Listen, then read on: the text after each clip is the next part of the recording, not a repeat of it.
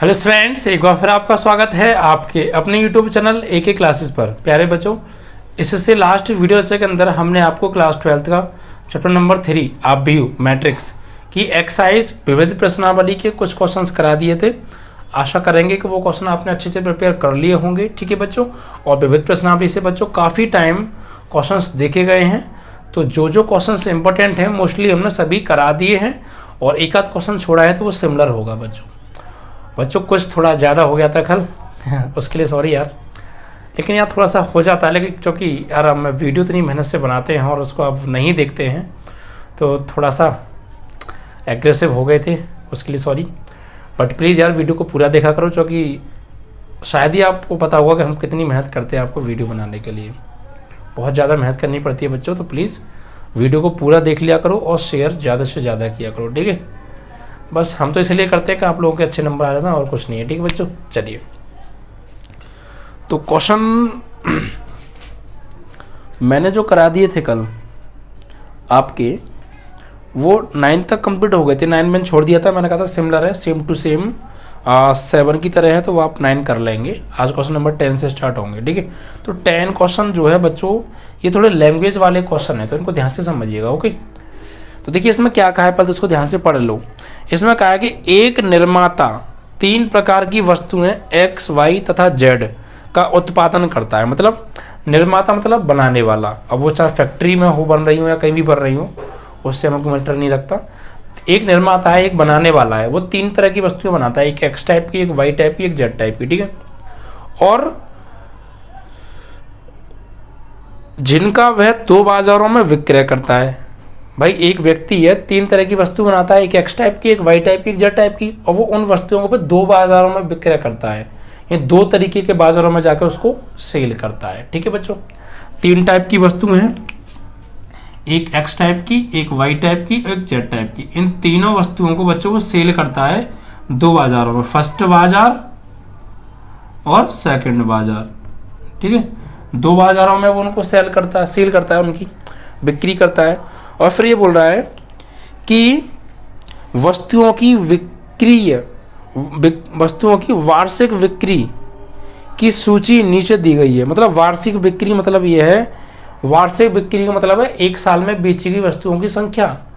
वार्षिक बिक्री, वार्षिक मीन्स वर्ष, और बिक्री मतलब बिकी गई, वार्षिक यानी वर्ष में बिकी गई, मतलब 1 वर्ष में बेची गई वस्तुओं की संख्या दे रखी है नीचे, पहले बाजार में भी और दूसरे बाजार में भी 1 वर्ष में बेची गई वस्तुओं की संख्या। ठीक है, यानी कि पहले बाजार में 1 साल में कितनी वस्तुएं बेची उनकी संख्या दे रखी है, तीनों टाइप की वस्तुओं की, और दूसरे बाजार में 1 साल में कितनी वस्तुएं बेची, तीनों टाइप की वस्तुओं की संख्या वो दे रखी है। ठीक है, और फिर 2 पॉइंट हैं A और B। पहले में कहा है कि यदि X, Y तथा Z की प्रत्येक इकाई की विक्रय मूल्य 2.5 रुपये यानी 2.50, 1.5 रुपये 1.50 तथा 1 रुपये 1.00, यानी X टाइप की वस्तु, एक वस्तु का रेट दे रखा है 2.5 रुपये, Y टाइप की एक वस्तु का रेट दे रखा है 1.5 रुपये, और Z टाइप की एक वस्तु का रेट दे रखा है 1 रुपये। ठीक है, यानी जो X प्रकार की वस्तु है वो एक जाती है 2.5 रुपये की। ठीक है, और जो Y टाइप की वस्तु है 1.5 रुपये की बिकती है एक, और Z टाइप की 1 रुपये की बिकती है एक। तो बाजार में कुल आय ज्ञात कीजिए आप भी बीजगणितीय सहायता से। यानी बाजार में कुल कितनी इनकम हुई, भाई वो वस्तु उन्होंने बनाई और बेची साल भर, और फिर एक वस्तु का रेट पता है उन्हें कि एक वस्तु इतने की बिक रही है, दूसरी वस्तु इतनी की, तीसरी वस्तु इतनी बिक रही है, तो कुल पूरे साल में कितनी इनकम हुई बाजार से। पहले प्रकार की वस्तु कितने रुपए की बिकी और दूसरे प्रकार की वस्तु कितने रुपए की बची, ये बतानी है हमें। ठीक है, ये पहले पॉइंट में बताना है, तो पहले पॉइंट को क्लियर करते हैं, फिर दूसरे को पढ़ेंगे बाद में। सही है, चलिए तो जरा डिटेल लिख लेते हैं पहले जो हमें दिए डिटेल बच्चों। 3 टाइप की वस्तु हैं बच्चों, कितने टाइप की वस्तु हैं, 3 टाइप की। क्वेश्चन नंबर है 10, ध्यान से समझिएगा बच्चों। एक X टाइप की वस्तु है, एक Y टाइप की वस्तु है, एक Z टाइप की वस्तु है। ठीक है, फर्स्ट बाजार में X टाइप की वस्तु कितनी बेची है 1 साल में, वार्षिक संख्या दे रखी है, कितनी है। X टाइप की वस्तु पहले बाजार में बेची, कितनी बेची 10,000, कितनी 10,000 वस्तुएं बेची हैं X टाइप की पहले बाजार में, और Y टाइप की कितनी बेची हैं पहले ही बाजार में 2000 बेची हैं वाई टाइप की, और जेड टाइप की कितनी बेची हैं 1800।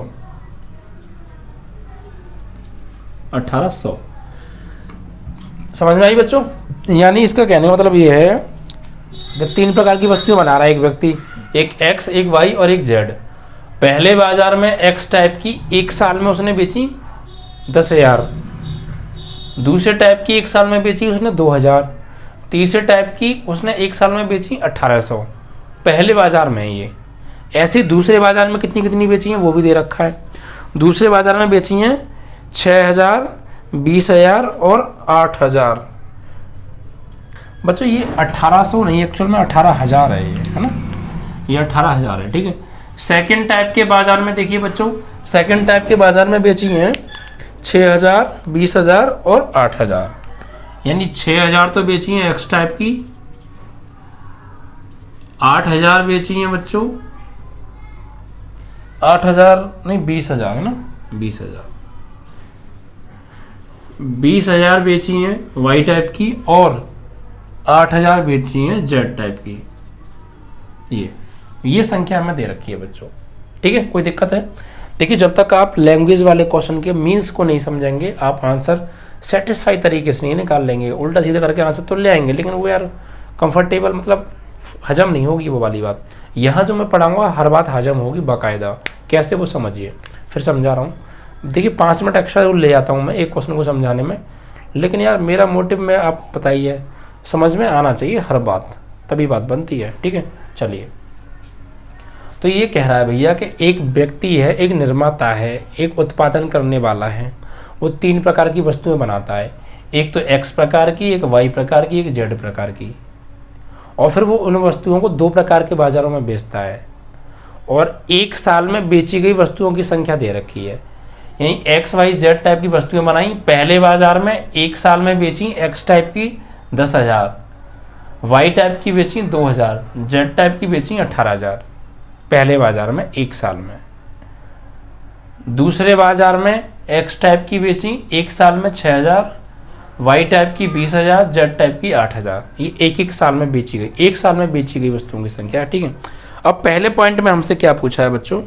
पहले पॉइंट में एक्चुअली हमसे कहा है कि एक्स वाई और जेड प्रत्येक की इकाई का विक्रय मूल्य दे रखा है। यानी एक्स वस्तु जो एक पीस है, एक्स जो वस्तु है एक कितने रुपए की बिक रही है वो दे रखा है, वाई कितने रुपए की जाती है बाजार में ये दे रखा है, और जेड एक वस्तु कितने रुपए की जाती है वो दे रखा है, ठीक है। यानी यहां पर हमें दे रखा है एक्स प्रकार की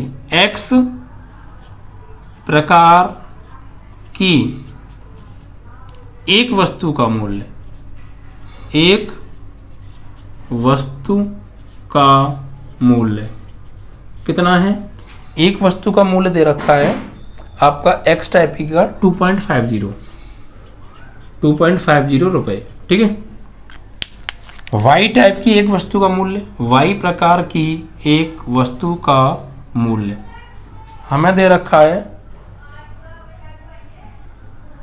1.50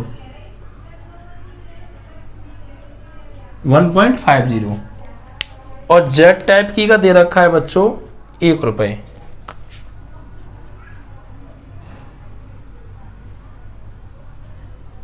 ₹1.00, ठीक है बच्चों। ये है हमें तीनों प्रकार की एक एक वस्तु का रेट दे रखा है। अब हमसे ये पूछ रहा है कि बाजार में कुल कितना रेवेन्यू मिलेगा, कुल कितनी इनकम होगी 1 साल के अंदर। भाई सब 1 साल का डाटा है ये पूरा। 1 साल में एक्स टाइप की बेची, पहले बाजार में 10,000, दूसरे में 2,000, तीसरे में 18,000, ठीक है, तीसरे टाइप की, और दूसरे बाजार में 6,000 पहले टाइप की, 20,000 दूसरे टाइप की, 8,000 तीसरे टाइप की, और एक वस्तु इतने रुपए की बिक रही है एक्स टाइप की, दूसरी वस्तु इतनी बिक रही है, तीसरी वस्तु इतनी बिक रही है। तो पूरा 1 साल में कितना कलेक्शन आएगा, कितना रेवेन्यू आएगा, कितनी इनकम होगी दोनों टाइप की बाजारों से, हमें ये बताना है। तो देखिए बच्चों एक बार मुझे आप बताइए, आप एक बात सिंपल ही समझ लीजिए। आपके पास 20 किताबें हैं, सर बिल्कुल हैं, 20 किताबें आपने बेची, ठीक है, और एक किताब बिक रही है आपकी, एक जैसी किताबें 20 की 20। एक किताब आपने बेची, एक किताब बेची आपने 5 रुपए की सपोज, ठीक है।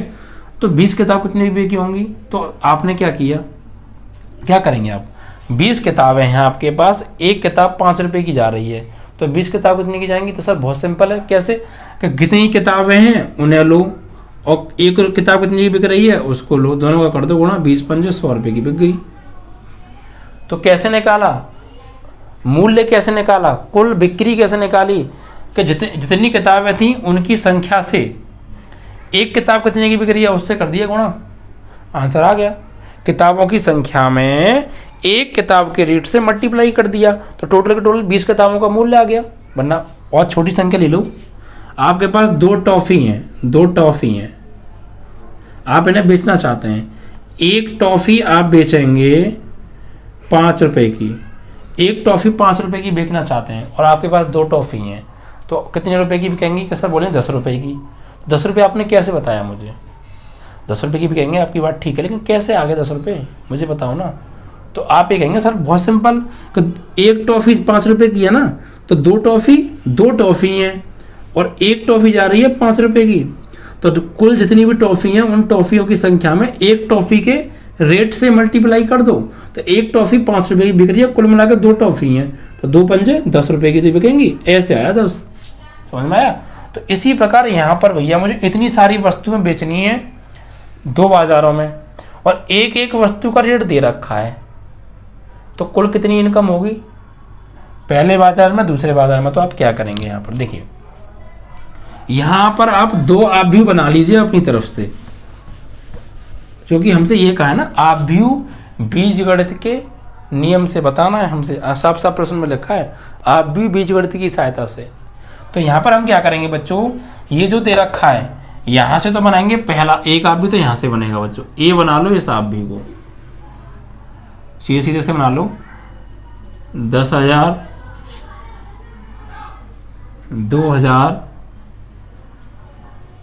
18,000, 6,000, 20,000, 8,000। ठीक है बच्चों, ये तो आव्यूह किसका आ गया, ये आव्यूह हमने किसका बना लिया, वस्तुओं की संख्या का। ठीक है, ये सब क्या आ गई, वस्तुओं की संख्या आ गई, ये पहले टाइप के बाजार में और ये दूसरे टाइप के बाजार में। ठीक है, पहले बाजार में बेची ये वस्तुएं तीनों टाइप की X, Y और Z, और दूसरे बाजार में बेची इतनी वस्तुएं। तो ये तो आगे वस्तुओं की संख्या का आव्यूह, और एक आप इसके रेट का बना लो आव्यूह अपनी तरफ से, इसे मान लो माना B बराबर कितना है, पहली X टाइप की बिक रही है एक वस्तु 2.50, दूसरी 1.50, तीसरी 1.00। ठीक है, तो एक आव्यूह तो बना ली आपने इनकी वस्तुओं की संख्या की, और एक आव्यूह बना ली आपने इनके रेटों की, क्योंकि हमें कुल इनकम निकालनी है। तो कुल इनकम कैसे निकालते हैं, अभी आपने निकाली थी कि कुल टॉफ़ी 2 और एक कितने की, 5 रुपये की, तब 10 रुपये आए, तो कुल वस्तुएं इतनी और एक एक कितने की जा रही है, कितने की जा रही है, तो मुझे रेट निकालना, तो कैसे निकालूंगा, कुल वस्तुओं की संख्या में इनकी एक एक वस्तु के रेट से क्या कर दूंगा, गुणा कर दूंगा, बस आंसर आ जाएगा, सिंपल। चलिए तो गुणा कर दीजिए बस। अब तो यहाँ लिखेंगे, अब साफ साफ लिख दीजिएगा, आव्यूह बीजगणित से कुल वार्षिक आय। तो कुल वार्षिक आय कैसे निकलेगी भैया, कि वस्तुओं की संख्या में वस्तुओं के रेट से मल्टीप्लाई कर दो बस। तो कुल वार्षिक आय यानी ए बी, तो ए की वैल्यू कितनी है, अभी माना है हमने 10,000 है, यहाँ जीरो कम रह गया, 10,000, 2,000, 18,000, 6,000, 20,000, 8,000। ठीक है, ये क्या है, ये है बच्चों वस्तुओं का संख्या, वस्तुओं की संख्या, और इसके रेट से कर दो बच्चों मल्टीप्लाई, तो 2.50, 1.50, 1.00 बस। ठीक है, ये पहले टाइप के बाजार का रेट है, वस्तुओं की संख्या है, दूसरे टाइप के वस्तुओं की संख्या है, बाजार में बेची वस्तुओं की संख्या, उनका गुणा करना है बस आपको। तो इसका गुणा करेंगे ऐसे, भाई रो का मल्टीप्लाई किस में होगा, कॉलम में होगा। ठीक है, तो करिए बच्चों, देखिए गुणा करते हैं आप इसका इसमें।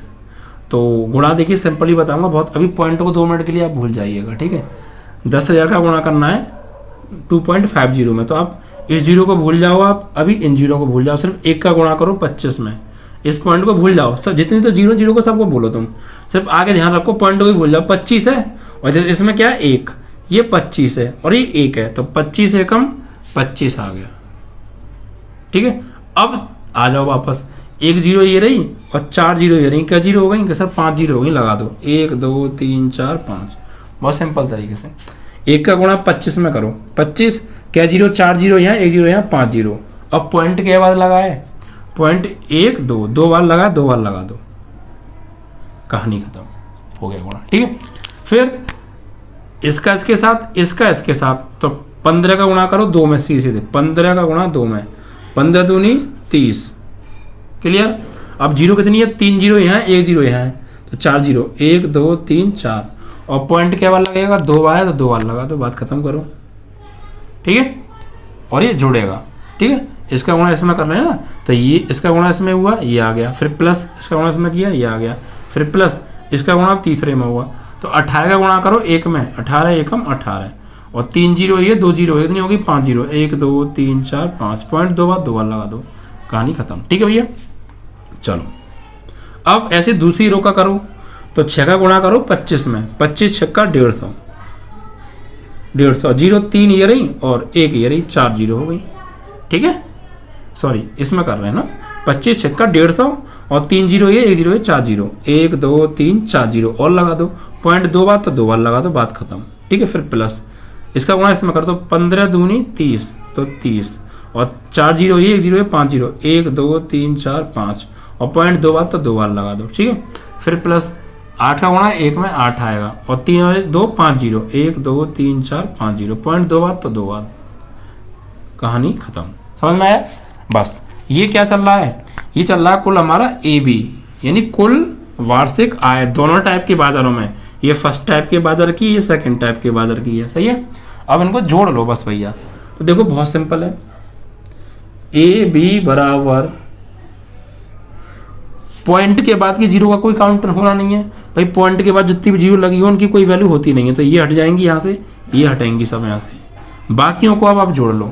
ये कितना बचा 25,000, ये कितना हो गया, ये हो गया आपका 3,000, भाई 25,000 तो ये हो गया।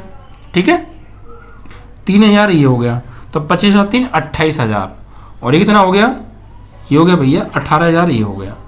ठीक है, 18,000 ही तो हो गया, 18,000, तो 25 और 3 28 और 18, तो 28 और आपके 18, 8 और 8 16, 2 3 और 1 4, 46,000 बनेगा कुल बच्चों। ये कितना बनेगा 46,000, 25,000 और 3,000 28,000 और 10,000 38,000 और 8 46,000, तो कुल मिला कितना आया 46,000, 46,000। ठीक है, ऐसे ही न जोड़ लो बच्चों, ये जीरो हट जाएंगी क्योंकि पॉइंट के बाद जीरो की कोई वैल्यू नहीं है। ये कितना बचा 15,000, और ये हो गया आपका 30,000, 15,000 30,000 45,000, और 8,000 गए, तो 45 और 8 आपके हो गए भैया 53,000। कितने 53,000, 53,000 ओनली।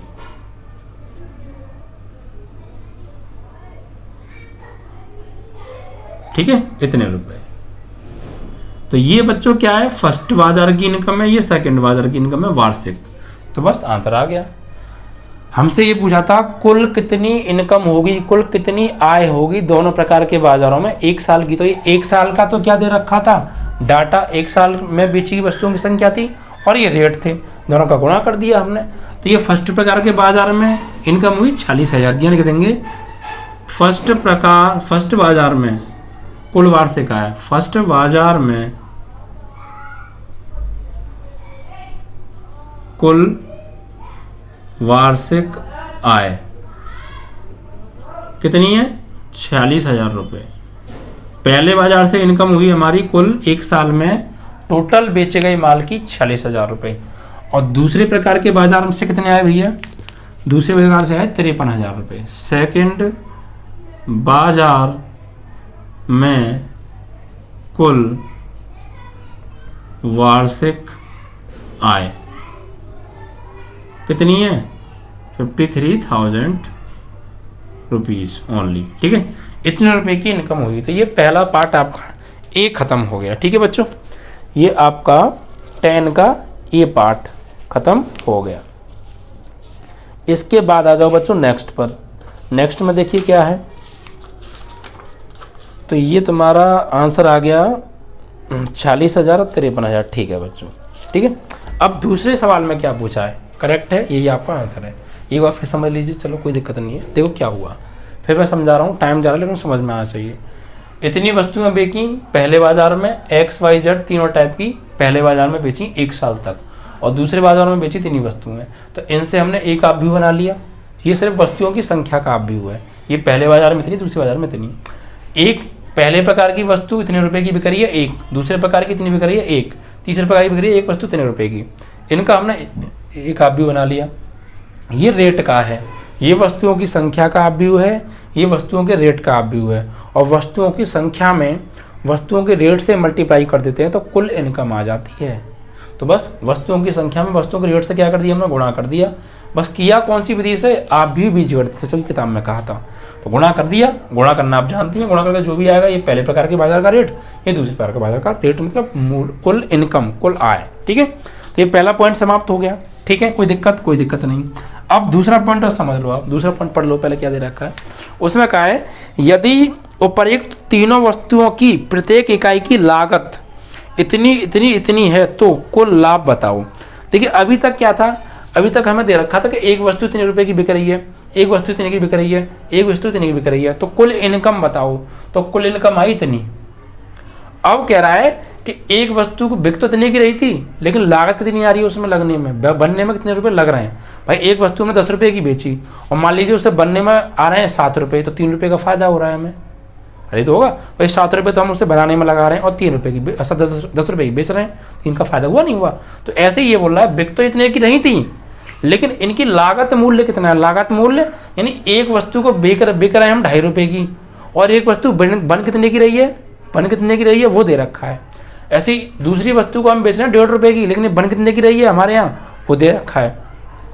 तीसरी वस्तु बेच रहे हैं हम 1 रुपये की, बन कितने की रही है वो दे रखा है। ठीक है, और फिर इसमें ये कहा है आगे कि इनकी लागत मूल्य है, तीनों वस्तुओं का लागत मूल्य दिया है।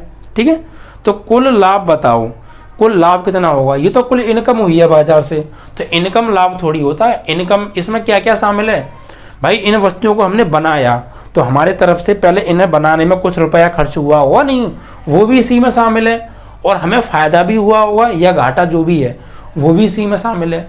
ठीक है, तो हमने जो पैसा लगाया वो भी इसमें इंक्लूड है।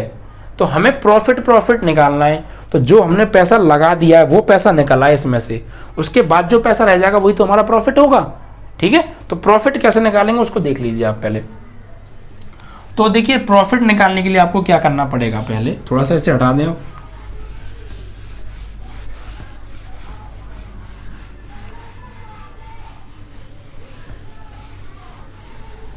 देखिए प्रॉफिट निकालने के लिए आपको क्या करना पड़ेगा, हमारे पास वस्तुओं की संख्या तो है, अगर इसका मल्टीप्लाई हम सीधा सीधा प्रॉफिट से कर दें। भाई एक वस्तु पर मुझे प्रॉफिट हो रहा 10 रुपये का, और मेरे पास 50 वस्तुएं हैं, एक वस्तु पर मुझे फायदा हो रहा 10 रुपये का, तो 50 वस्तुओं को कितने का फायदा होगा कि भाई 50 से गुणा कर दो 10 में, 500 रुपये का फायदा हो जाएगा 50 वस्तुओं पर। जब एक वस्तु पर 10 रुपये का, तो 50 वस्तुओं में 500 रुपये का फायदा हो गया। ठीक है, अगर मेरे पास मुझे एक वस्तु बेचने पर 3 रुपये का फायदा हो रहा है, तो 2 वस्तु बेचने पर 2 से गुणा कर दो 3 में, 6 रुपये का फायदा हो जाएगा। यही तो मतलब है। तो ऐसे ही ये कहना है कि इन सभी वस्तुओं को बेचने पर इनकम तो इतनी हो गई, लेकिन इन सभी वस्तुओं को बेचने पर फायदा कितने का हुआ, तो हम कैसे करेंगे, इन वस्तुओं की संख्या का गुणा फायदा से मल्टीप्लाई कर देंगे। फायदा से कितने का फायदा हुआ है, तो पहला फायदा निकाल लेते हैं हम एक एक वस्तु का। एक एक वस्तु का फायदा आ जाएगा, उससे इसमें गुणा कर देंगे, कुल फायदा आ जाएगा। ठीक है बच्चों, सभी वस्तुओं का। तो फायदा मतलब प्रॉफिट, प्रॉफिट मतलब लाभ। लाभ कैसे निकालते हैं बच्चों, लाभ कैसे निकालते हैं, देखिए आपने बचपन में पढ़े होंगे फॉर्मूले, लाभ बराबर विक्रय मूल्य माइनस क्रय मूल्य। फॉर्मूले आपने पढ़े ना, यानी कि आपने कोई वस्तु 50 रुपए की बेची और वो खरीदी थी आपने 30 रुपए की, तो कितने का फायदा हुआ कि विक्रय मूल्य में से क्रय मूल्य को घटा दो, 20 रुपए का फायदा हो गया। ये तो हुआ भाई, बेची इतने की और पड़ी कितने की, लेकिन आपको क्या पड़ी इतने की, तो फिर जितने में बेची है और जितने में पड़ी है उससे घटा दो, निकल आएगा। तो ऐसे ही लाभ निकालने के लिए क्या करेंगे हम, देखिए हमने बेची तो इतने रुपए की है, एक वस्तु कितने रुपए की बेची है, पहले प्रकार की 2.5 रुपए की, दूसरे प्रकार की 1.5 रुपए की, तीसरे प्रकार की 1 रुपए की, लेकिन इन्हें बनाने में कितने रुपए लगे वो हम नहीं लेते हैं। तो इनमें से जो रुपए बनाने में लगे उन्हें घटा देंगे तो लाभ आ जाएगा सीधा सीधा। ठीक है, तो इसमें साफ साफ दे रखा है बच्चों, लागत मूल्य, तीनों वस्तुओं की प्रत्येक इकाई का लागत मूल्य। यानी यहाँ पर हमें दे रखा है x प्रकार की एक वस्तु का, ये क्या था बच्चों, ये था सब विक्रय मूल्य। क्या था ये, विक्रय मूल्य था, ये विक्रय मूल्य। हमें चाहिए लागत मूल्य, लागत मूल्य। तो कितने रुपए लग रहे हैं एक वस्तु को बनाने में, एक्स टाइप की एक वस्तु को बनाने में कितने रुपए खर्च हो रहे हैं, कि ये करें साहब 2 रुपया, 2 रुपये खर्च हो रहे हैं, 2.00 रुपये। पहले प्रकार की एक्स टाइप की एक वस्तु को बनाने में 2 रुपये खर्च हो रहे हैं और बेची कितने की थी हमने, 2.5 रुपये की, तो 50 पैसे का फायदा हो रहा था, नहीं हो रहा था एक वस्तु पे। ठीक है, ऐसे दूसरे प्रकार की वाई प्रकार की वस्तु को बनाने में कितने रुपए खर्च हो रहे हैं, एक वस्तु को बनाने में 1 रुपया। तो वाई प्रकार की एक वस्तु की लागत मूल्य कितनी है, 1.00 रुपये। यानी वाई प्रकार की एक वस्तु को बनाने में हमारा 1 रुपया खर्च हो रहा है और हम बेच कितने में रहे थे उसे 1.5 रुपये में, तो यहाँ भी 50 रुपये का प्रॉफिट पा रहे थे हम। पर तीसरे प्रकार की जेड टाइप की वस्तु को एक बनाने में कितने रुपये लग रहे हैं, 50 पैसे। जेड प्रकार की एक वस्तु को बनाने में कुल रुपये कितने खर्च हो रहे हैं, कि 50 पैसे। 50 पैसे मतलब 1/2 रुपये, यानी आधा रुपया। ये तो हो गया ना उसका। तो भैया बेच कितने की रहे थे, 1 रुपये की बेच रहे थे, 50 रुपये की बन रही थी, तो यहाँ भी 50 पैसे का हम फायदा पा रहे हैं। ठीक है, तो कितने का फायदा होगा कुल तीनों प्रकार की वस्तुओं पर, एक एक वस्तु पर निकालें तो हम क्या निकालेंगे, कुल लाभ। लाभ कैसे निकालेंगे, कि भैया लाभ हम कैसे निकालते हैं, कि विक्रय मूल्य में से क्रय मूल्य को क्या करते हैं भैया, घटा देते हैं। ठीक है, विक्रय मूल्य से क्रय मूल्य को घटा देते हैं। तो विक्रय मूल्य कितना है तीनों वस्तुओं का, कि विक्रय मूल्य तो ये है साहब, कितना, कि 2.50, 1.50 और 1.00। ये तीनों प्रकार की वस्तुओं का है, एक्स का है ये वाई का है, ये जेड का है। तो इस विक्रय मूल्य में से घटा दो क्रय मूल्य। क्रय मूल्य कहाँ है, कि क्रय मूल्य यहाँ तुम बना लीजिए, यहाँ पे बना लो क्रय मूल्य, आप जो है सी बना लो, 2.00, 1.00 और 50 पैसे, मतलब 1.5 रुपये में चेंज कर लो, आधा रुपया। ठीक है, अब इन्हें घटाओ भैया, 2.00, 1.00 और ये आधा रुपया। तो ये तो हो गया कुल विक्रय मूल्य और ये हो गया उसका लागत मूल्य। तो विक्रय मूल्य में से अगर हम लागत मूल्य घटा देंगे तो हमारा कौन सा मूल्य निकल आएगा, कुल लाभ आ जाएगा, लाभ का मूल्य। तो निकाल लो भैया। तो देखो संगत अवयव से संगत अवयव को घटाओ, 2.5 में से गए 2 तो 50 पैसे, 1.5 में से गया 1 तो 50 पैसे, 1 रुपये में से गया आधा रुपया तो भी 50 पैसे। लेकिन इन 50 पैसों को तुम रेट में चेंज कर लो रुपए में, यानी 1/2 रुपये, 1/2 रुपये, 1/2 रुपये। ये आ गया क्या, लाभ। एक एक वस्तु का लाभ। ये क्या था, एक वस्तु का विक्रय मूल्य एक्स टाइप की, ये क्या था, एक वस्तु का विक्रय मूल्य वाई टाइप की, ये था एक वस्तु का विक्रय मूल्य जेड टाइप की, ये क्या एक वस्तु का लागत मूल्य एक्स टाइप की, ये क्या एक वस्तु का लागत मूल्य वाई टाइप की, एक वस्तु का लागत मूल्य जेड टाइप की। तो विक्रय मूल्य में से लागत मूल्य घटा दिया तो ये क्या आ गया, एक्स टाइप की एक वस्तु पर लाभ, वाई टाइप की एक वस्तु पर लाभ, जेड टाइप की एक वस्तु पर लाभ आ गया। लेकिन हमें चाहिए कुल 1 साल का लाभ। तो भैया कुल 1 साल में कितनी वस्तुएं बेची हैं तुमने, तो इतनी बेची थी, तो इसका लाभ से गुणा कर दो, लाभ मिल जाएगा। पहले विक्रय मूल्य से गुणा किया था तो विक्रय मूल्य मिला था, अब लाभ से गुणा करोगे लाभ मिल जाएगा, लागत मूल्य से गुणा करोगे तो लागत मूल्य मिल जाएगी, जिससे गुणा करोगे वही मिल जाएगी। ठीक है, तो यहाँ पर आप निकाल दो भैया, बी पॉइंट है ये, सवाल क्या है, यहाँ से शुरू हो रहा है आपका बी सवाल का आंसर है ये, ठीक है। तो अब इसकी तो कोई आवश्यकता नहीं है, इसे तो हम हटा दें।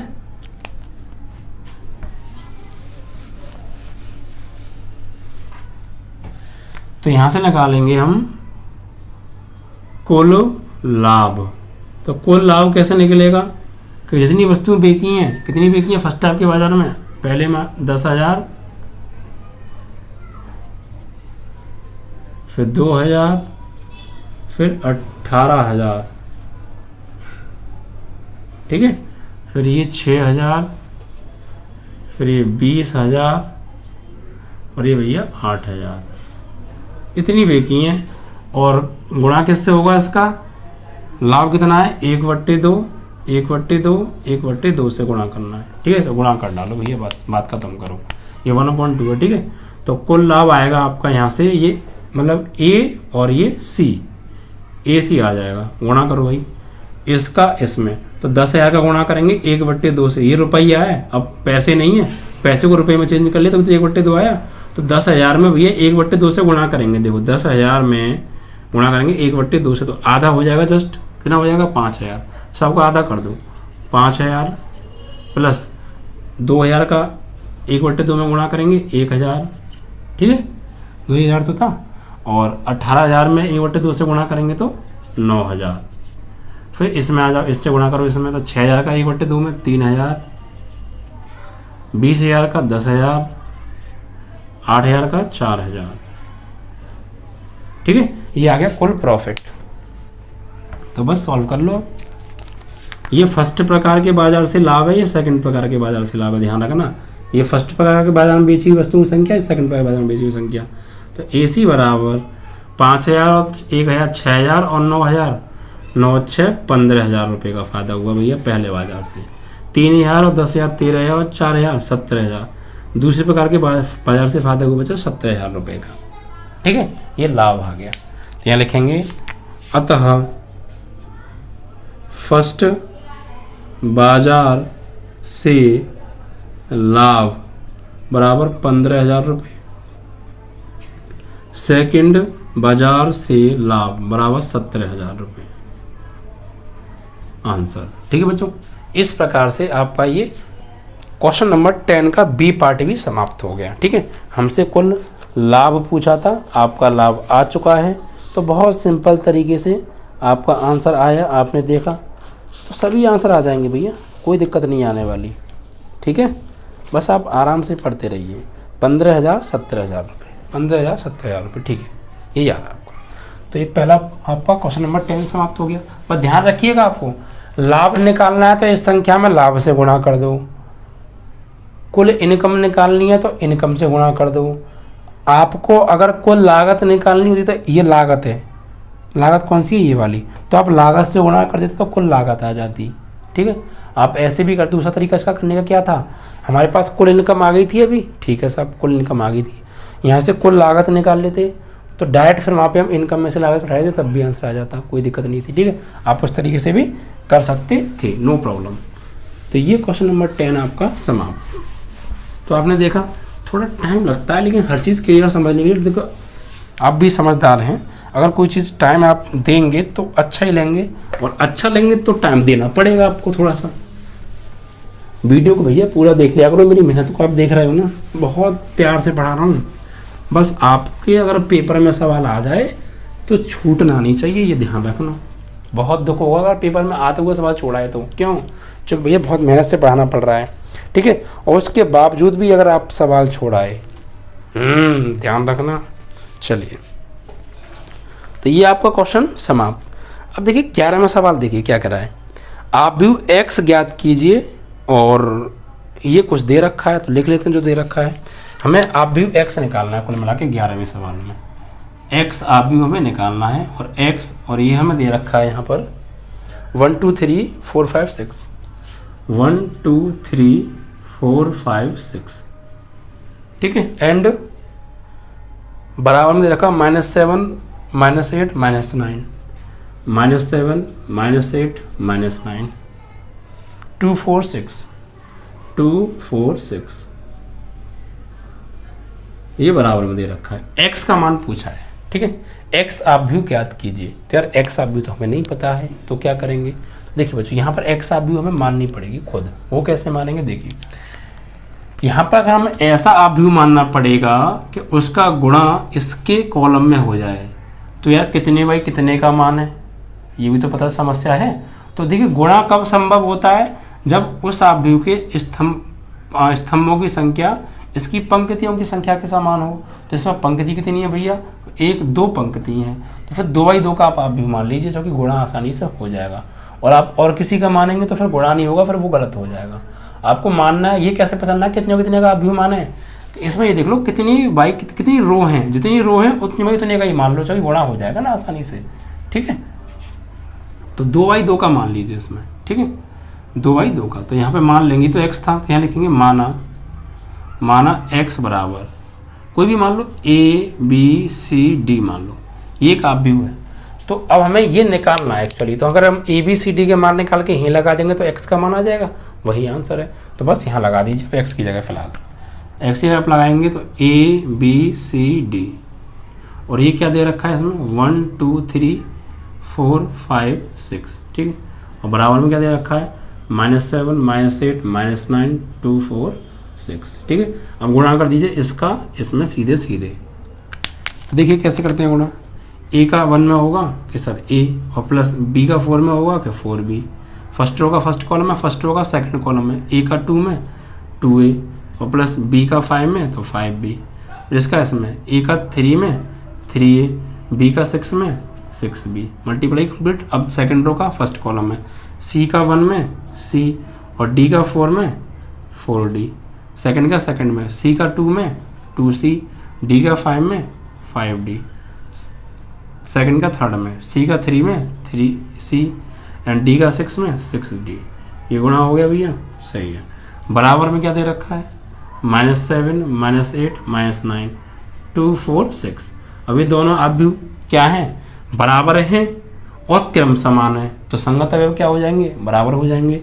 यदि संगत अवयवों की तुलना करने पर, ठीक है, संगत अवयवों की तुलना करनी है तो बहुत सिंपल है, बस क्या करना है, पहला एलिमेंट के कंपेयर पहले के साथ, तो a + 4b बराबर -7 समीकरण नंबर 1, 2a + 5b बराबर -8 second, 3a + 6b, 3a + 6b बराबर -9 इक्वेशन नंबर 3 हो गई, ठीक है। ऐसे यहाँ पर कम कर लो, c + 4d बराबर 2 इक्वेशन नंबर 4 हो गई, 2c + 5d, 2c + 5d बराबर 4 इक्वेशन नंबर 5 हो गई, 3c + 6d, 3c + 6d बराबर हो गया 6 इक्वेशन नंबर 6 हो गई। कोई दिक्कत नहीं है, बस कंपेयर कर लेना है आपको नॉर्मली और इक्वेशंस को लिख लेना है। अब इनको सॉल्व करके आपको ABCD के मान ज्ञात करने बस। तो अब आप देख लो कैसे निकालेंगे। देखो A और B में एक इक्वेशन ये रही, A और B में एक इक्वेशन ये रही, ठीक है, तो कोई दिक्कत नहीं है, इन दोनों से ही काम बन जाएगा, ठीक है। और C और D में एक इक्वेशन ये रही, C और D में एक इक्वेशन ये रही, इनकी तो हमें आवश्यकता पड़ी नहीं, तो इनको आप बनाए ना बनाए, ठीक है।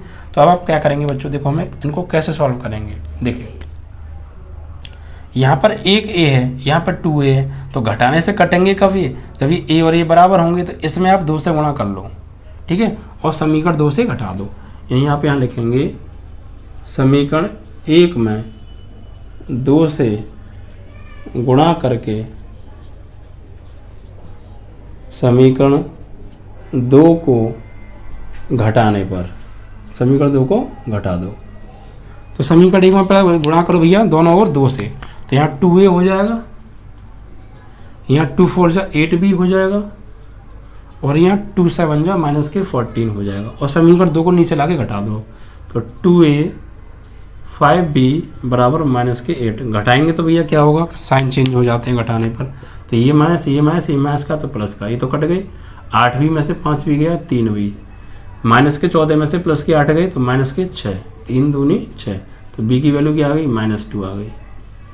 पुट इन फर्स्ट, समीकरण 1 में लगा दो वापस, तो a + 4 × b की वैल्यू -2 बराबर माइनस के 7, तो ए बराबर 4 दूनी माइनस के 8, उधर जाएंगे तो प्लस के 8, तो ए बराबर आ गया 1। तो ए और बी के तो मान आ गए। अब सी और डी के कैसे निकलेंगे? अब समीकरण 4 और 5 को देख लो, यहाँ पे सिंगल सी है, यहाँ डबल सी है, तो यहाँ भी वही काम करो, समीकरण 4 में 2 से गुणा करके समीकरण 5 को घटा दो। सही है, समीकरण 4 में 2 से गुणा करके समीकरण 5 को घटाने पर, तो समीकरण 4 में 2 से गुणा करो, तो यहाँ देखो 2c, यहाँ 8d हो जाएगा, 2c प्लस 8d बराबर में 2 2 जा 4, 5 को घटाओ, 2c plus 5d, 2c plus 5d बराबर प्लस 4। घटाएंगे भैया तो साइन चेंज होते हैं घटाने पे, यूनो स्टूडेंट्स। तो माइनस माइनस माइनस ये कट गया, 8d में से 5d गया तो 3d बचा, और 4 से 4 गया 0, तो d की वैल्यू क्या आ गई 0। पुट इन दोनों में से किसी में भी, तो फोर्थ कर दो, पुट इन फोर्थ कहाँ है, ये रही, तो c प्लस 4 इंटू डी की वैल्यू 0 बराबर क्या बचा 2, तो c की वैल्यू क्या आ गई 2 चौकी तो 0 हो गया ना। तो इस तरीके से ए बी सी डी चारों मान आ गए। ठीक है, अब इन चारों मानों को कहाँ लगा दो, जो आपने माना था। ठीक है, तो x बराबर हमने क्या माना था, ए बी सी डी, तो यहाँ लगा दो। ए की वैल्यू क्या है भैया, ए की वैल्यू है आपकी 1, बी की वैल्यू -2, सी की वैल्यू 2 एंड डी की वैल्यू 0, और यही आपका आंसर। हमें तो आप भी पूछा था कि ए एक्स आप भी बताओ, तो आ गया आपका एक्स आप भी। कुछ नहीं करना, ए बी सी डी मान लो, गुणा करके यहाँ से एक आप भी, ये आप भी है, कंपेयर करो, समीकरण बनाओ। ए बी में 2 समीकरण देख लो, और सी डी में 2 समीकरण देख लो, सॉल्व करके ए बी सी डी के मान निकाल लो, यहाँ लगा दो आंसर। ठीक है, तो ये आपका क्वेश्चन नंबर 11 कंप्लीट। अब देखिए क्वेश्चन नंबर 12 को पढ़ेंगे बच्चों। ये क्वेश्चन नंबर 12 भी गणितीय आगम सिद्धांत से होगा। ठीक है, जैसे मैंने आपको फर्स्ट सेकंड थर्ड क्वेश्चन कराए थे ना, कुछ वही प्रोसेस वही यूज होना है, मैथमेटिकल इंडक्शन वाला। ठीक है, बस सिंपल तरीके से, टेंशन ना लेना बस। देखिए क्या कहा है इसमें बच्चों हमसे कहा है कि यदि ए तथा बी समान कोटि के वर्गाभ्यु इस प्रकार हैं, भाई ए और बी समान कोटि के हैं, आप भी हुए, मतलब दोनों के ऑर्डर सेम है। अब ए बी बराबर बी ए है, चलो जो दे रखा है वो पहले लिख लेते हैं। क्वेश्चन नंबर 12 में ए व बी समान कोटि के कैसे आप भी हुए, वर्ग आप भी हुए, यानी रो कॉलम बराबर है, वर्ग आप भी हैं। ठीक है बच्चों, और क्या दे रखा है, ए बी बराबर दिया है बी ए के, ऐसे क्वेश्चन नंबर फर्स्ट बना लेना। ठीक है, हो सकता है इसकी आवश्यकता हमें आगे जाके पड़े, क्योंकि दिया है ना। तो गणितीय आगमन सिद्धांत द्वारा सिद्ध कीजिए कि ए बी की पावर एन बराबर ए बी की पावर एन बराबर बी की पावर एन ए होगा। और इसके अतिरिक्त एक चीज़ हमें और प्रूफ करनी है, उसे हम पहले बाद में देख लेंगे, पहले एक पार्ट को सॉल्व कर लेते हैं। तो हमें प्रूफ क्या करना है, ए बी की पावर एन बराबर बी की पावर एन ए सिद्ध करना है हमें। पहले ए बी की पावर एन बराबर बी की पावर एन ए, ये बराबर लेके आने बच्चों। ठीक है, तो क्या गणितीय आगमन सिद्धांत यूज करेंगे, तो यहाँ पर लिखेंगे हम गणितीय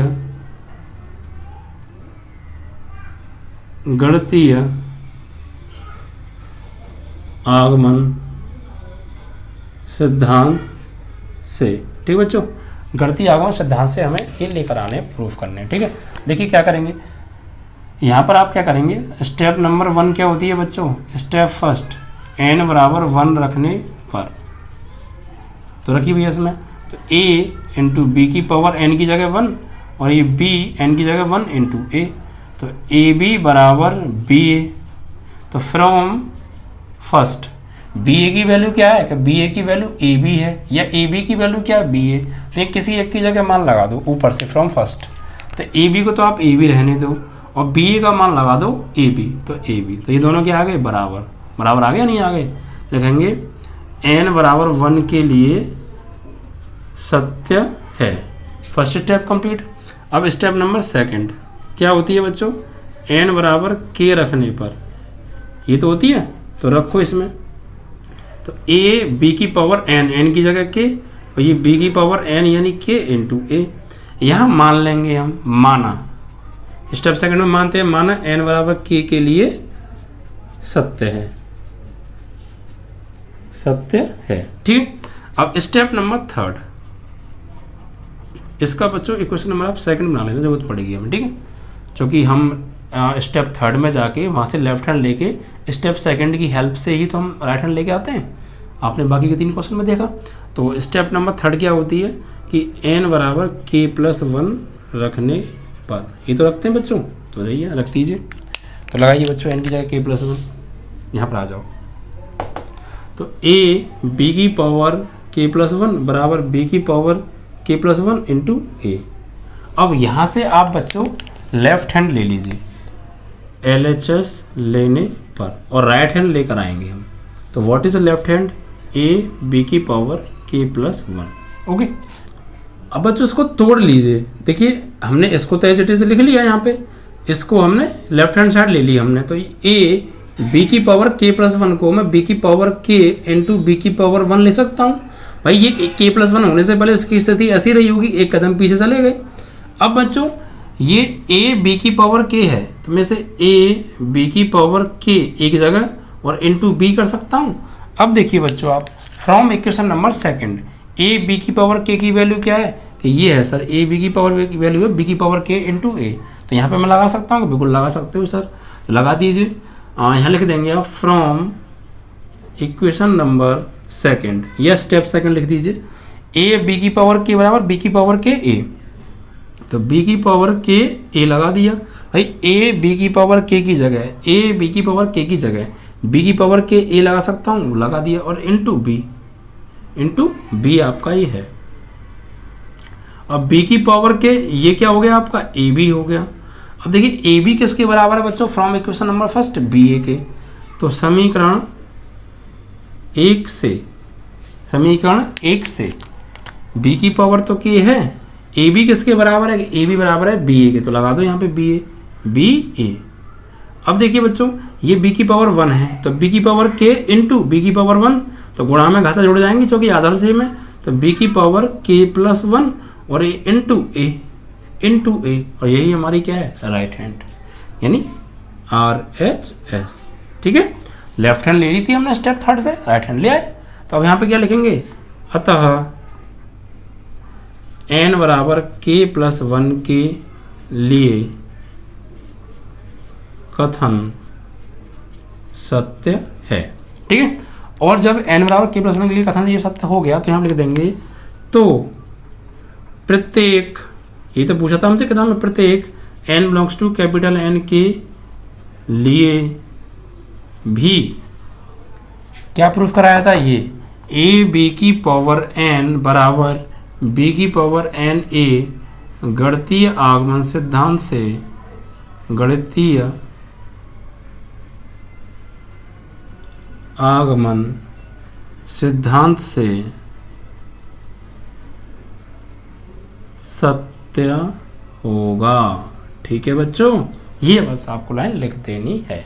ओके, तो ये हमारा पहला पार्ट हो गया कंप्लीट। मतलब इस क्वेश्चन में 2 प्रश्न हमसे पूछे थे ना, तो एक तो हो गया। अब एक और देखते हैं उसमें क्या कहा है। ठीक है, उसको पढ़ लेते हैं। इसमें कहा था कि a b की पावर n बराबर b की पावर n, ये तो प्रूफ कीजिए। इसके अतिरिक्त सिद्ध कीजिए कि समस्त n belongs to capital N के लिए a b की पावर होल n बराबर b की पावर n a की पावर n होगा। ये भी हमें प्रूफ करना है। चलिए, तो कोई देखिए, अब इसके लिए हमें क्या करना पड़ेगा, थोड़ा सा हमें यहाँ से इनको जगह को साफ करना पड़ेगा, क्योंकि जगह तो है ही नहीं ना। तो इनको हटा दें। ठीक है, इसको हमने हटा दिया। चलिए, अब देखिए बच्चों, सेकंड पार्ट में क्या पूछा है, और सेकंड पार्ट इससे संबंधित है। ऐसा मत समझना कि इसका मतलब खत्म हो गया। इसमें एक वैल्यू का हमें यूज यहाँ से होगा, इसलिए ध्यान रखना। देखिए, इसमें हमें प्रूफ क्या करना है कि a b की पावर होल n सिद्ध हमें करना है। a b की पावर होल n बराबर b की पावर a की पावर n इंटू बी की पावर n, a की पावर n इंटू बी की पावर n। ठीक है, यही प्रूफ करना है। तो यहाँ भी वही करेंगे बच्चों, गणितीय आगमन सिद्धांत से हम प्रूफ करेंगे। ठीक है, सबसे पहले स्टेप 1 लिख देना, गणितीय आगमन सिद्धांत से n बराबर 1 रखने पर। तो रखिए ए बी की पावर n की जगह 1 और ये बी ए की पावर 1 इंटू बी की पावर 1, तो फाइनली ए वी बराबर क्या आ गया, ए वी आ गया। तो यहाँ क्या लिखेंगे, n बराबर 1 के लिए सत्य है। ठीक है, फिर स्टेप सेकंड ये थी कि n बराबर k रखने पर, n बराबर k रखने पर, तो रखो भैया n बराबर k, लगाइए n बराबर k यहाँ पे। तो a b की पावर n की जगह होल k और ये a की पावर k इंटू b की पावर k, इसे मान लेंगे, माना n बराबर k के लिए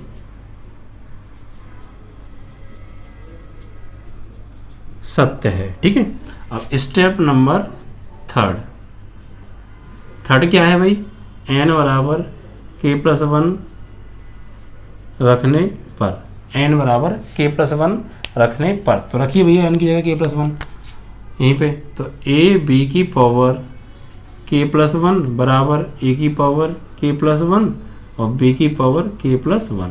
ठीक है, अब यहाँ से फिर हम क्या करते हैं, स्टेप थर्ड पे पहुँच के यहाँ से लेफ्ट हैंड ले लेते हैं और राइट हैंड लेके आने की होती है भैया।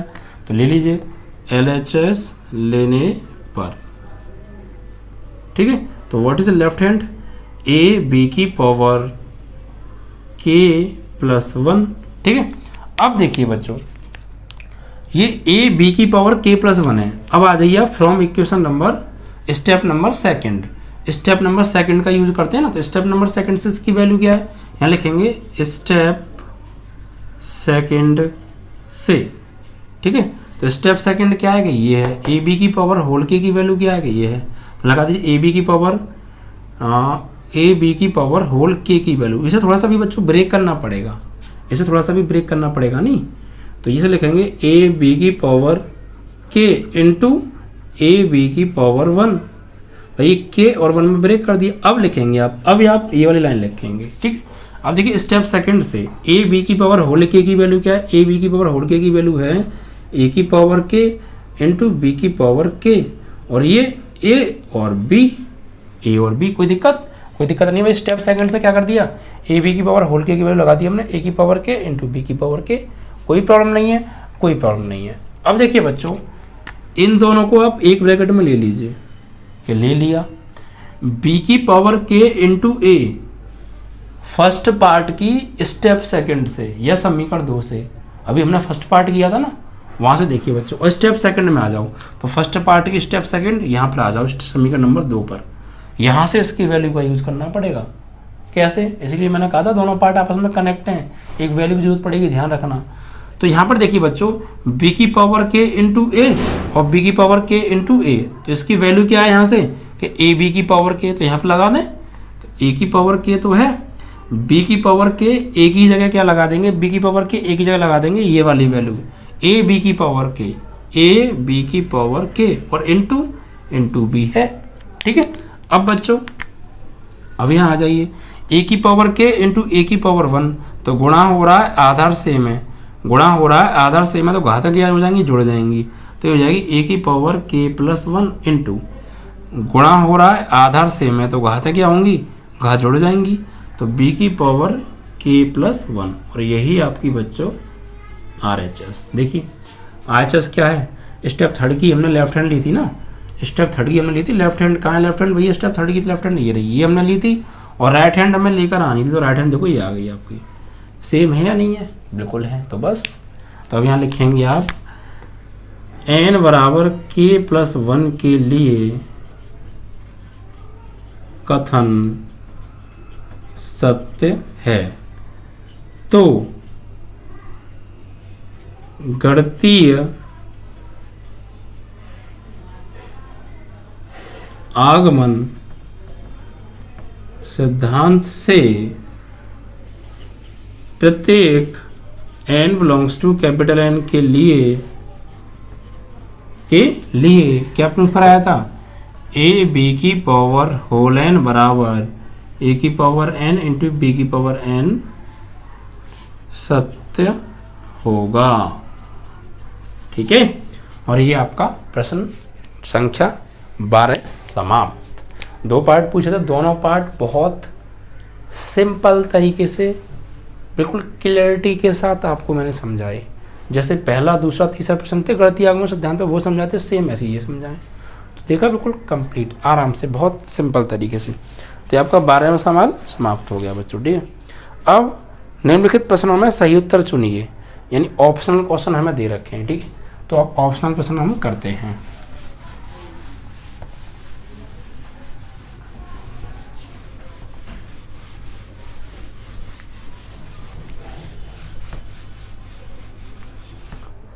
तो देखिए 13 क्वेश्चन में क्या है, यदि a बराबर एक आव्यूह दे रखा 2/2 का, उसके element alpha beta gamma minus alpha है, इस प्रकार है कि a² बराबर i, तो क्या होगा आंसर। चलिए कोई नहीं, देख लेते हैं पहले। Alpha beta gamma minus alpha, question number 13। a बराबर हमें दे रखा है अल्फा बीटा गामा और माइनस के अल्फा, ठीक है। इस प्रकार है कि a² बराबर है i के, ठीक है। तो क्या कंडीशन होनी है इन चारों में से, तो कोई दिक्कत नहीं, हम पहले सॉल्व करते हैं। a² है ना, यस a² है। चलिए देखिए a² i के बराबर है, तो a² बराबर है i के, तो a² क्या को लिखेंगे हम, a इंटू ए और i है, तो a की जगह a की value alpha beta gamma minus alpha, फिर से a की जगह a की value alpha beta gamma minus alpha, और बराबर i स्वयं बनाओ, जितने का a दे रखा है, तो 1 0 1 0 1, अब उनका कर लो गुणा रो का कॉलम में, ठीक है। तो करिए भाई, अल्फा का अल्फा में अल्फा² प्लस बीटा का गामा में बीटा गामा, फिर इसका सेकंड में करो तो अल्फा का बीटा में अल्फा बीटा, बीटा का अल्फा में माइनस अल्फा में तो माइनस के अल्फा बीटा, फिर सेकंड रो का फर्स्ट कॉलम में गामा का अल्फा में गामा अल्फा, माइनस अल्फा का गामा में तो माइनस अल्फा गामा, फिर सेकंड रो का सेकंड कॉलम में गामा का बीटा में गामा बीटा, और माइनस अल्फा का माइनस अल्फा में तो माइनस माइनस प्लस अल्फा का अल्फा में अल्फा², और बराबर क्या दे रखा है 1 0 0 1। अब बच्चों कंपेयर कर लीजिए, पहले से सॉल्व कर दो थोड़ा सा। देखिए अल्फा बीटा से alpha beta plus minus cut गया, अल्फा गामा से गामा अल्फा बात हुई कट गया, तो क्या बचा अल्फा² बीटा गामा, यहाँ 0 गामा बीटा अल्फा², और बराबर 1 0 0 1। तो अब बच्चों ये दोनों आव्यूह बराबर हैं और क्रम समान हैं, तो संगत अवयव क्या हो जाएंगे, बराबर हो जाएंगे। तो संगत अवयव कौन कौन से, ये बराबर होगा इसके, यानी एक तो आएगा अल्फा² प्लस बीटा गामा बराबर 1, और एक आएगा गामा बीटा प्लस अल्फा² बराबर 1। अब देख लो इन दोनों में से कौन सी कंडीशन ऑप्शन में आ रही है, वही आपका आंसर है। तो हमारी जो कंडीशन आ रही है बच्चों, इसमें आपकी इस 1 को इधर बुला लो, क्योंकि ऑप्शन में बराबर में 0 आ रहा है, तो कोई नहीं, बराबर में 0 आ रहा है, और 1 किसका आ रहा है ऑप्शन में, 1 सभी में प्लस का आ रहा है, तो भैया 1 प्लस का आ रहा है ना, तो इनको उधर ले जाना पड़ेगा अकॉर्डिंग टू चारों ऑप्शन के अकॉर्डिंग। चारों में 1 प्लस का आ रहा है, तो इनको हम भैया ले जाएंगे इधर, तो ये हो जाएगा, हम इसको ले सकते हैं 1 उधर जाएगा माइनस अल्फा² और माइनस के बीटा गामा, और ये 1 इधर जाएगा माइनस के गामा बीटा, और ये जाएगा माइनस के अल्फा², ठीक है। अब देखो ऑप्शन, तो भैया पहला ऑप्शन है 1 अल्फा², भाई इसमें तो तीनों प्लस के हैं, तो 3 तो प्लस के, दोनों में से कोई सा नहीं है, तो पहला ऑप्शन गलत। दूसरा 1 minus alpha plus beta gamma, 1 minus alpha plus beta gamma है, तो प्लस तो है नहीं, इसमें भी नहीं है, तो ये दूसरा ऑप्शन गलत। तीसरा देखो 1 minus alpha minus beta gamma, 1 minus alpha minus beta gamma है, ध्यान रखना थोड़ा सा गामा है, ठीक है। तो 1 minus alpha minus beta gamma बराबर 0, तो जब हमने इनको इधर बुला लिया तो बराबर में 0 बचा ना, बराबर में 0 नहीं लिखा लो हमने भाई, इनको इधर बुला लिया तो 0 बचा ना, मतलब बराबर में 0 बचा, तो 1 अल्फा² माइनस के और माइनस के बीटा गामा बराबर 0। आपका ऑप्शन नंबर सी करेक्ट है।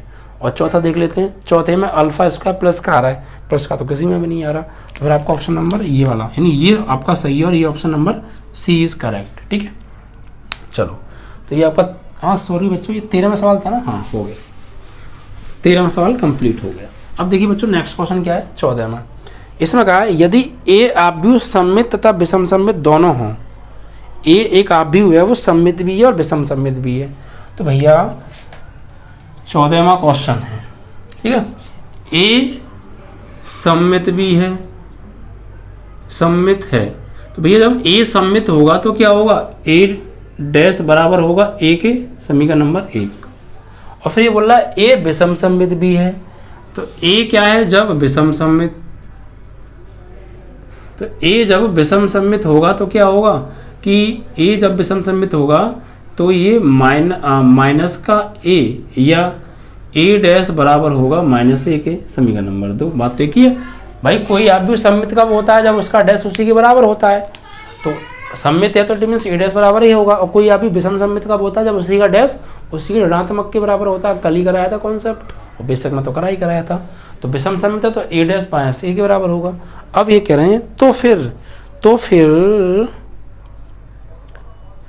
तो दोनों ही हैं। तो पहला ऑप्शन ए एक वर्ग, ए एक विकर्ण आव्यूह है। दूसरा ऑप्शन ए एक शून्य आव्यूह है। तीसरा ऑप्शन ए एक वर्ग आव्यूह है। डी ऑप्शन इनमें से कोई नहीं। तो फिर क्या ए विकर्ण होगा, वर्ग आव्यूह होगा, शून्य आव्यूह होगा, या इनमें से कोई नहीं होगा, ये बताना है। तो ये तो चेक करते हैं भैया, तभी तो मालूम पड़ेगा। तो देखो भाई, ये समीकरण 1 है, ये समीकरण 2 है। तो समीकरण 1 ये समीकरण 2 है। तो यहाँ पर देखिए समीकरण 2 से देख लो या समीकरण 1 से देख लो। समीकरण 1 में क्या दे रखा है हमें, ए डैश बराबर ए। अब समीकरण 2 से ए डैश का मान लगा दो, ए डैश बराबर माइनस ए रखने पर, इसमें लगाओ भैया। तो ए डैश ये क्या लगाने वाले हैं, माइनस ए, तो यहाँ पर लगा दो माइनस ए। भाई ए डैश बराबर माइनस ए, तो ए डैश ये लगा दिया माइनस ए, और बराबर में क्या चल रहा है, ए चल रहा है। अब इस वाले ए को हम इधर ले आए तो ले आओ साहब, इधर क्या बचेगा, फिर 0 बचेगा, ए आ जाएगा इधर, तो ए तो है, एक और ए आ जाएगा प्लस ए, तो 0 बराबर ए और ए 2a। तो 2 गुणा में भाग में चला जाएगा, 0/2 बराबर ए। तो फाइनली ए की वैल्यू क्या आ गई, 0 आ गई भैया। और ए बराबर 0 मतलब ये ए कैसा आव्यूह है, शून्य आव्यूह है, ठीक है। तो ए शून्य आव्यूह होगा। ऑप्शन नंबर आपका शून्य का है, क्या है, B option is correct, B option is correct, ठीक है बच्चों। चलिए अब आपका लास्ट क्वेश्चन और बचा है बच्चों, इसमें क्वेश्चन नंबर 15 है, ठीक है, इसको और समझते हैं। तो बच्चों इसमें क्या कहा है, यदि ए एक वर्गाव्यूह इस प्रकार है कि, भाई ए एक वर्गाव्यूह है और ये इस प्रकार है कि ए स्क्वायर बराबर ए, हमें दिया है क्वेश्चन नंबर 15 में, ए वर्गाव्यूह है और ए स्क्वायर बराबर ए के दिया है, ये समीकरण नंबर 1। तो आई प्लस ए का होल क्यूब माइनस 7a का मान क्या होगा, आई प्लस ए का होल क्यूब और माइनस 7a का मान पूछा है। तो कोई दिक्कत नहीं है, बस आपको सॉल्व करिए। ये ए प्लस बी का होल क्यूब हो गया, तो ए का क्यूब प्लस बी का क्यूब प्लस 3ab और कोष्टक में a प्लस बी। फॉर्मूला ये होता है, भूल गए, ए प्लस बी का होल क्यूब, ए की cube plus b cube plus 3ab कोष्टक में a प्लस बी। तो ए का क्यूब प्लस बी का क्यूब प्लस 3ab ब्रैकेट में a प्लस बी और माइनस के 7a। अब देखो भैया, आई का गुणा आप आई में 50वां करो, आई इंटू आई करोगे तब भी आई आएगा, आई इंटू आई करोगे तब भी आई आएगा, या 4वां करो या 50वां करो, आप क्या देखिए ना, आई मिलता है। तो आई की वैल्यू क्या होती है भैया, आई ही होती है। अब ए क्यू निकालना पड़ेगा यहाँ से, ए क्यू। तो ए क्यू को मैं क्या लिखूंगा, ए क्यू को मैं ए स्क्वायर इंटू ए लिख सकता हूँ, ए की पावर 2 इंटू ए की पावर 1, और ये 3ia। तो भैया ध्यान रखना, आई ए की जो वैल्यू होती है हमेशा जो आई ए हो या ए आई हो, इसका मान ए ही आता है, ये मैं बता चुका हूँ, ठीक है। तो इसकी जगह क्या आ जाएगा भैया, ए आ जाएगा, और ब्रैकेट में आई प्लस ए आपका चल रहा है और माइनस 7a। अभी आई है, ए स्क्वायर किसके बराबर है, समीकरण 1 से ए के बराबर है, तो लगा दो, ए स्क्वायर की जगह लगा दूंगा मैं ए समीकरण 1 से, और इंटू ए और है, और ये 3a का अंदर गुणा करेंगे इसमें, यहाँ बीच में प्लस और है, 3a का इसमें करोगे तो प्लस 3ai और 3a का a में करोगे तो 3a स्क्वायर और माइनस 7a। तो ये i तो है, और plus a into A square और प्लस 3ai। तो ai किसके बराबर होता है कि a के ही बराबर होता है, तो 3a हो जाएगा, और ए स्क्वायर की वैल्यू क्या है, देखो ए तो यहाँ लगा दो 3a और माइनस 7a, कोई दिक्कत नहीं है। अब देखो ए स्क्वायर की वैल्यू फिर से देखो वही, ए स्क्वायर की वैल्यू क्या है कि ए है तो यहाँ लगा दो, तो आई और यहाँ पे ए, और ये 3a और 3a 6a और माइनस के 7a, तो ये आई 6a और 1a 7a माइनस 7a, इससे तो ये कट गया, तो फाइनली क्या आ गया भैया, आई आ गया। क्या आ गया, आई। तो इसका मान आई के बराबर होगा, और आई ऑप्शन नंबर सी में है आपका। तो option number C is correct. ठीक है, जो सी ऑप्शन आपका करेक्ट है। तो ठीक है, इस तरीके से बच्चों ये आपकी विविध प्रश्नावली समाप्त हुई पूरी तरह हमारी तरफ से। तो आपने देखा बच्चों कितनी सिंपल तरीके से पूरी की पूरी एक्सरसाइज हमने समाप्त की। तो बच्चों प्लीज़ यार हमारे चैनल को ज़्यादा से ज़्यादा सब्सक्राइब कराओ अदर स्टूडेंट से, ठीक है, और शेयर करो और वीडियो को बच्चों पूरा देखा करो, बिकॉज वॉचिंग टाइम बहुत कम है। हो सकता है बच्चों वॉचिंग टाइम अगर पूरा नहीं आया तो आपको हो सकता है वीडियोस क्लोज ना हो जाए ना, क्योंकि बच्चों वॉचिंग टाइम नहीं आएगा तो चैनल ग्रोथ नहीं करेगा बच्चों, प्रॉब्लम आएगी। तो प्लीज़ बच्चों यार वॉचिंग टाइम बढ़ाओ। आप हमारे लिए इतना तो कर सकते हो ना, हम आपके लिए कितनी मेहनत कर रहे हैं, तो आप इतना तो कर सकते हैं ना। तो प्लीज़ यार वीडियो को पूरा देखा करो और ज़्यादा से ज़्यादा शेयर करा करो, ठीक है बच्चों। ठीक है, तो आज के लिए बस इतना ही। जय हिंद, जय भारत। Peace.